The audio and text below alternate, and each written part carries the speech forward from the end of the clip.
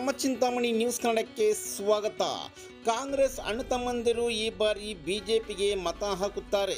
BJP ಗ್ರಾಮಾಂತರ ಮಂಡಳ ಅಧ್ಯಕ್ಷ ಟಿಪಿಎಸ್ ರಾಜಣ್ಣ.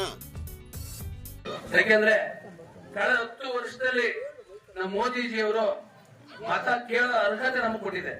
ಯಾಕಂದ್ರೆ ಹಿಂದೆ 10 ವರ್ಷ ಏನು 2004 2014 ದುಷ್ಟ ಬರೀ ಭ್ರಷ್ಟ ಸರ್ಕಾರ ಇತ್ತು. ಯಾವುದು UPA ಸರ್ಕಾರ, ಮನಮೋಹನ್ ಸಿಂಗ್ ಪ್ರಧಾನಮಂತ್ರಿಗಳಾಗಿದ್ರು.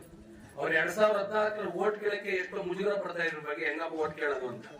ಅದೇ ನಮ್ಮ ಮೋದಿಜಿಯವರು 2014 ಪ್ರಧಾನಮಂತ್ರಿ ಆದ್ಮೇಲೆ ಯಾರೇ ಕಾರ್ಯಕರ್ತರು ಧೈರ್ಯ ವೋಟ್ ಕೇಳಬಹುದು. ನಮ್ಗೆ ವೋಟ್ ಹಾಕಿ, ನಮ್ಮ ಪಾರ್ಟಿ ವೋಟ್ ಹಾಕಿ, ಇಲ್ಲ ಇವಾಗ ಜನತಾದಳ ಮಲ್ಲೇಶ್ ಬಾಬನವ್ರು ಇದ್ದಾರೆ ಅವ್ರು ವೋಟ್ ಹಾಕಿ ಅಂತ ನಮ್ಮ JDS ಕಾರ್ಯಕರ್ತರು ಮತ್ತೆ ಬಿಜೆಪಿ ಕಾರ್ಯಕರ್ತರು ಧೈರ್ಯ ವೋಟ್ ಕೇಳಬಹುದು.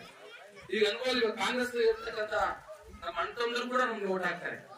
ಯಾಕಂದ್ರೆ ಇದೊಂದು ಮನಸ್ಸಲ್ಲಿ ಇಟ್ಕೊಳ್ಳಿ, ಅವ್ರು ಕೂಡ ಮನಸ್ಸಲ್ಲಿದೆ ದೇಶಕ್ಕೆ ವೋಟ್ ಹಾಕ್ಬೇಕು, ಮೋದಿ ವೋಟ್ ಹಾಕ್ಬೇಕು, ಅದು ಅವ್ರ ಮನಸ್ಸಲ್ಲಿದೆ. ಅದಕ್ಕೋಸ್ಕರ ಕಾಂಗ್ರೆಸ್ ಮನೆಗಳು ಕೂಡ ಕಾಂಪ್ಲೆಕ್ಸ್ ಕೊಡಿ, ಅವ್ರು ವೋಟ್ ಕೇಳಿ.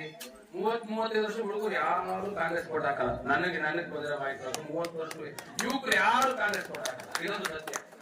ನಾವೇಳಿದ್ರು ಹಾಕಲ್ಲ. ನಾವು ಬೇರೆ ಪಾರ್ಟಿಗೆ ಹಾಕೊಂಡ್ರು ಇಲ್ಲಪ್ಪ ನಾವು ಬಿಜೆಪಿ ಅಭ್ಯರ್ಥಿ ಹಾಕ್ತಿವಿ, ಬಿಜೆಪಿ ಅಭ್ಯರ್ಥಿ ಇಲ್ಲ ಅಂದ್ರೆ ನಾವು JDS ಅಭ್ಯರ್ಥಿ ಆಗ್ತದೆ. ಆಲ್ರೆಡಿ ನಾನೊಂದು ವಯಸ್ಸಾದ ಮುತ್ಕೂರು ಕೇಳಿದೆ ಬರ್ತಾ ರೋಡಲ್ಲಿ, ಅವ್ರು ಕೂಡ ಮಾತಂದ್ರು ಇಲ್ಲಪ್ಪ ನಾವು ಹೆಸರು ಬಿಜೆಪಿಗೆ ಮಾಲ್ಗೇರ ಬಾಬಾಡ ಕೇಳಿದ್ರು ಬರ್ಬೇಕಾದ್ರೆ ರೋಡಲ್ಲಿ, ಬಿಜೆಪಿ ಇಲ್ಲಪ್ಪ ಹೆಸರು ಏನ್ ಮಾಡ್ತೀವಿ ಅಂದ್ರೆ ಬಿಜೆಪಿ JDS ವೋಟ್ ಹಾಕ್ತಿವ್ರೆ ನಾವು.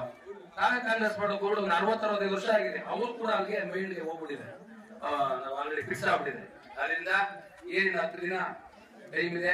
10 ದಿವಸದಲ್ಲಿ ಮನೆ ಮನೆಗೆ ಹೋಗಿ ಕಾರ್ಯಕ್ರಮ ದಯವಿಟ್ಟು ಎಲ್ಲಾ ಮನೆಗಳಿಗೂ ಈ ಇದನ್ನ ಕೊಟ್ಟಿ ದಯವಿಟ್ಟು ಮತ ಕೇಳಬೇಕು.